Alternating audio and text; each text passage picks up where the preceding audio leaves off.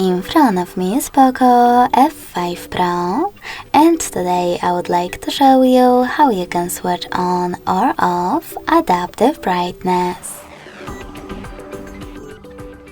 First of all, go into Tab menu and look for Auto Brightness shortcut. When you find it, click on it. As you can see, mine is now blue.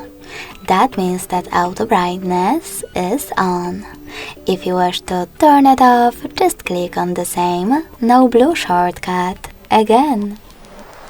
Then you can go into settings, scroll down and choose display. Over here, to manage auto brightness, choose brightness level and click on this switcher next to automatic brightness feature to switch it on or off.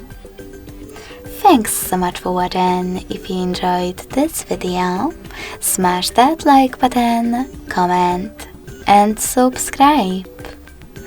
Bye!